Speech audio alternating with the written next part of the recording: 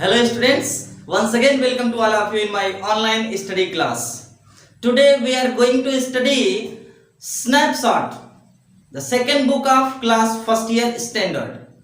कक्षा 11 का second book snapshot हम लोग पढ़ेंगे आज। और स्नैपशॉट में जो सबसे पहला लेसन है, पहली स्टोरी है, वो हम लोग पढ़ेंगे और उसका नाम है the summer of the beautiful white horse. The summer of the beautiful white horse, यह लेसन, यह शॉर्ट स्टोरी आज हम लोग पढ़ेंगे और उसके राइटर हैं विलियम सरोयन। विलियम सरोयन का लिखा हुआ ये short story the summer of beautiful white horse हम लोग आज अध्ययन करेंगे। आइए सबसे पहले जानते हैं राइटर विलियम सरोयन के बारे में। Actually, William Soren was an Armenian-American novelist, playwright, and short story writer. William Saroyan Armenian मूल के अमेरिकी उपन्यासकार, कहानी लेखक और नाटककार थे। He was born in 1908 at California in USA. America के यूएसए मतलब यूनाइटेड स्टेट ऑफ अमेरिका के कैलिफोर्निया में 1908 में उनका जन्म हुआ था। He was awarded the Pulitzer award for drama. Drama के लिए उनको पुलित्जर अवार्ड से सम्मानित किया गया था। And he won the academy award for story for the film the human comedy. The human comedy नामक एक फिल्म थी, उस फिल्म के लिए इनको एकेडमी अवार्ड से भी सम्मानित किया गया था। And at last he left this world forever to heaven in 1981। 1981 में उन्होंने इस दुनिया को, इस संसार को अलविदा कह दिया। आइए जानते हैं इस लेसन में है क्या, जिसका नाम है the summer of the beautiful white horse. हम लोग इस लेसन को समराइज करके पढ़ेंगे, इस लेसन का समरी पढ़ेंगे। तो आइए देखते हैं the summer of the beautiful white horse का summary. In this story there were two Armenian boys named Murad and Aram. इस कहानी में दो कैरेक्टर महत्वपूर्ण हैं, वो है मुराद और अरम का। मुराद और अरम दो आर्मेनियन मूल के, आर्मेनियन जाति के दो बच्चे इस कहानी में हैं। मुराद was 13 years old and अरम was 9 years old. मुराद 13 वर्ष का था और अरम 9 वर्ष का था। Both belong to Garoglenian tribe which was known for its pride and honesty. दोनों बच्चे गरोगलेनियन जाति से संबंधित थे। एक समुदाय होता है गरोगलेनियन समुदाय के, ये दोनों बच्चे थे और वो अपने ईमानदारी और प्रतिष्ठा के लिए यह जनजाति, यह समुदाय जाना जाता था, परिवार वह जाना जाता था। The tribe was poverty stricken. यह समुदाय जो था गरीबी से लाचार था। But it's people were not dishonest and did not believe in stealing. लेकिन इस समुदाय के लोग चोरी में विश्वास नहीं करते थे और बेईमान नहीं होते थे, बहुत ही ईमानदार होते थे। हालांकि इस समुदाय के लोग गरीब जरूर होते थे, लेकिन उनके अंदर किसी प्रकार की चोरी या बेईमानी की ऐसी कोई बात नहीं थी। Murad and Aram were fond of horse riding. Murad और आरम दोनों हॉर्स राइडिंग, घुड़सवारी के शौकीन थे। They wanted to enjoy horse riding. वे घुड़सवारी का आनंद लेना चाहते थे। So going against the family reputation, इसलिए परिवार के, समुदाय के रिपुटेशन, प्रतिष्ठा के विरुद्ध जाते हुए Murad stole a white horse of a farmer name John Byro. अपने आसपास के लोगों के बीच में जॉन बायरो नाम के किसान का एक सफेद रंग का घोड़ा मुराद ने चुरा लिया। हमने पहले बताया मुराद और अरम दो कैरेक्टर मेन हैं, इन्हीं दोनों के आसपास पूरी स्टोरी है। तो मुराद ने क्या किया, क्योंकि दोनों घोड़े के शौकीन थे, घुड़सवारी करना चाहते थे, लेकिन इनके पास घोड़ा नहीं था, इनके पास नहीं था व्यवस्था। ये पुअर लोग थे, पुअर फैमिली से बिलोंग करते थे, इसलिए मजबूरी में अपना शौक पूरा करने के लिए मुराद ने 13 वर्ष की अवस्था में क्या किया, एक सफेद घोड़ा एक किसान का चुरा लिया। One day Murad came to Aram's house at 4 o'clock in the morning and woke him up for horse riding. एक दिन अचानक क्या हुआ, मुराद सुबह 4 बजे अरम के घर आया और उसे जगाया, किसके लिए, हॉर्स राइडिंग के लिए। क्यों, क्योंकि he was sitting on a white horse which he had stolen, वह एक सफेद घोड़े पर बैठा हुआ था जिसे वह चुरा करके लाया था। Aram could not understand, Aram समझ नहीं सका कि how Murad got that beautiful horse because he was so poor that he could not afford to buy a horse. Aram को यह बात समझ में नहीं आई कि मुराद कहां से ये घोड़ा पा गया, सफेद रंग का इतना सुंदर घोड़ा कहां से पाया, जबकि उसकी यह औकात नहीं थी, वह इतना गरीब था कि घोड़ा खरीदने की क्षमता उसके अंदर नहीं थी। Aram could not oppose the temptation of riding the horse, Aram घुड़सवारी करने का कोई विरोध नहीं उत्पन्न कर सका, अर्थात उसने कोई विरोध नहीं जताया। देखा मुराद घोड़ा लेके आया है तो वो जो है उस पर कोई विरोध नहीं किया, यद्यपि he could make out that his cousin had stolen the horse, यद्यपि वह जान चुका था कि उसका जो चचेरा भाई है, एक शेर बता दें कि उस समुदाय के लोगों के अंदर का ही मुराद भी था, तो कजिन्स भी लगता था उसका अरम का, तो वो जानता था कि वो कहीं ना कहीं से घोड़ा चुरा करके ही लाया है, फिर भी उसने विरोध नहीं किया। हमने पहले बताया कि ये पूरा समुदाय ईमानदारी के लिए जाना जाता था, रेपुटेशन के लिए जाना जाता था, लेकिन बच्चों की बाल मनोदशा को देखते हुए यहाँ स्टोरी राइटर ने कुछ ऐसा लिखा है। Anyway, Aram jumped off the horse and leaped up on to the horse behind his cousin Murad. मतलब कुछ भी हो, सब कुछ दरकिनार करते हुए अरम अपने बिस्तर से जगा और तुरंत कपड़े वगैरह पहना और कूद करके घोड़े पर मुराद के पीछे बैठ गया। दे एंजॉयड द हॉर्स राइडिंग, और उन्होंने खूब घुड़सवारी का मजा लिया। सवेरे 4 बजे की बात है, ध्यान दीजिएगा, सवेरे निकले दोनों और खूब घुड़सवारी का आनंद लिए दोनों एक साथ। मुराद आगे बैठा था और अरम उसके पीछे बैठा था, दोनों घुड़सवारी का खूब आनंद लिए। अरम watched Murad riding the horse and controlling it easily, but when Aram rode the horse alone, he could not control it.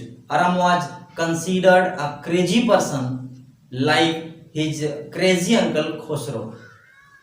Actually, अरम जो है उसको मुराद को घुड़सवारी करते हुए देख रहा था, बड़ी निगरानी कर रहा था कि कितनी आसानी से वो घोड़े को कंट्रोल नियंत्रित कर ले रहा है। लेकिन जब अरम अकेले घोड़े को चलाया, यानी कि कहने का मतलब ये जब दोनों घोड़ा लेके सवेरे घुड़सवारी करने के लिए चले गए तो बीच में बड़ा भाई मुराद जो है कहा कि तुम उतर जाओ, मुझे अकेले घुड़सवारी करने दो। अकेले घोड़े को चलाता था और बड़ी अच्छी तरह से कंट्रोल करता था। फिर मुराद ने कहा कि अब तुम्हारी बारी है, लेकिन जब अरम चला रहा था तो वो अच्छे से कंट्रोल नहीं कर पा रहा था। आपको एक बात बता दूं कि जब अरम घोड़े पर बैठ के घुड़सवारी कर रहा था तो अनियंत्रित हो गया घोड़ा और अंगूर की लताओं के बीच में, खेतों के बीच में जाके चला गया और कई बार अरम गिर भी गया उस पे से।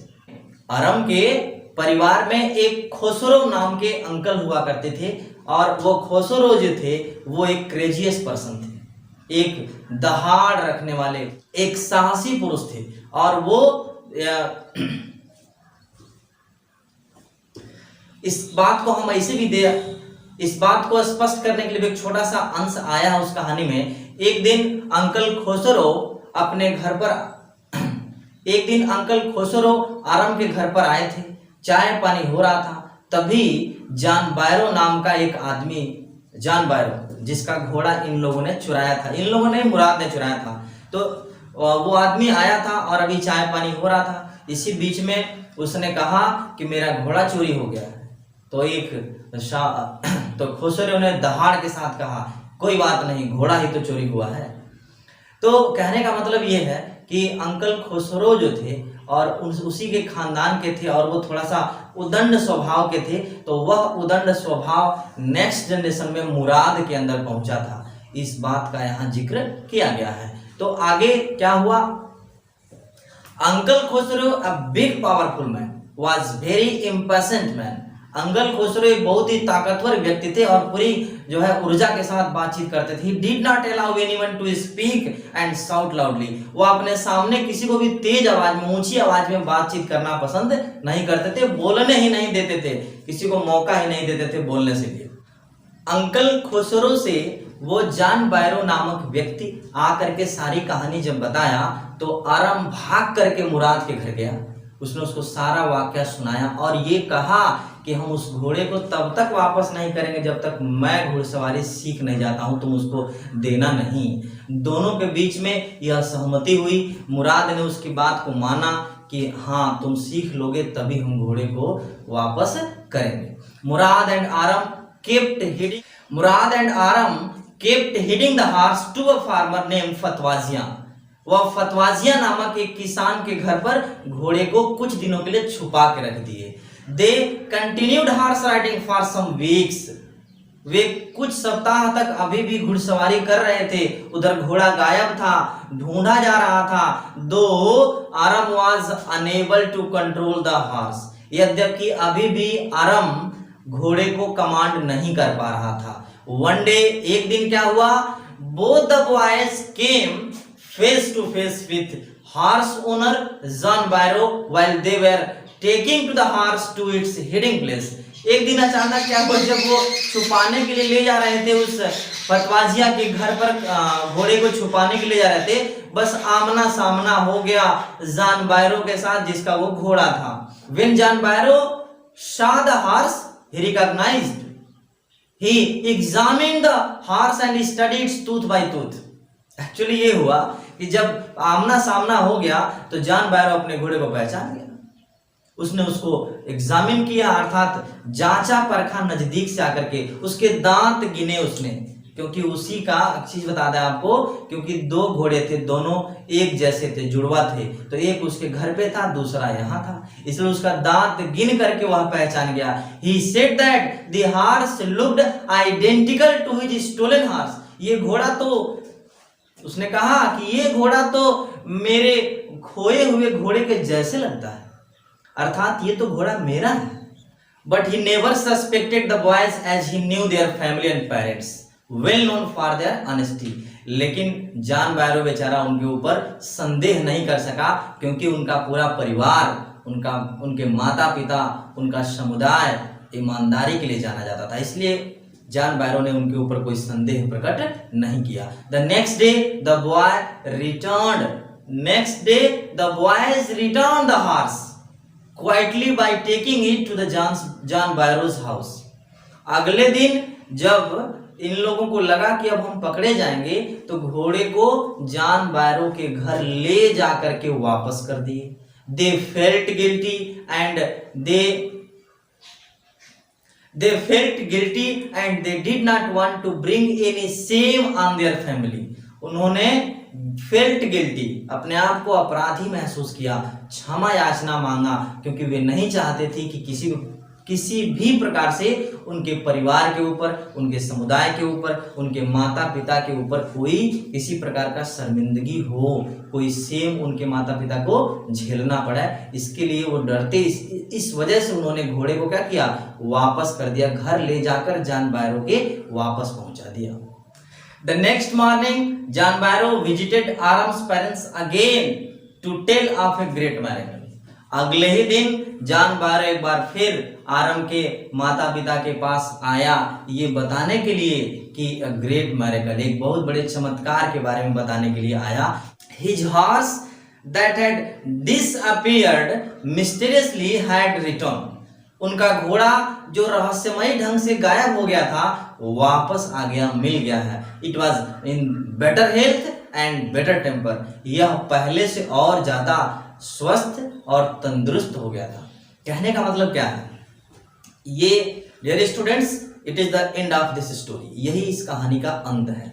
कहने का मतलब क्या है, इस कहानी में मुराद और आरम दो 13 वर्ष के और 9 वर्ष के बच्चे जो बाल जिद में आकर के एक सफेद घोड़ा चुरा लेते हैं और अपने घुड़सवारी का आनंद लेते हैं। हालांकि इस दौरान बड़ा वाला जो था वो हॉर्स राइडिंग के गुण जानता था, तो छोटा वाला जो आरम था वो भी चाहता था सीखना, लेकिन सीख नहीं पाया। कुछ दिनों तक उन्होंने घोड़े को छुपा के रखा था। सवेरे जाते थे, डेली हॉर्स राइडिंग का मजा लेते थे, लेकिन ये जो चोरी वाली बात थी ये उनके परिवार पर एक कलंक के समान था। इसलिए जैसे ही उनको पता चला, उन्होंने क्या किया, वापस घोड़े को घोड़े के मालिक के पास दे दिया।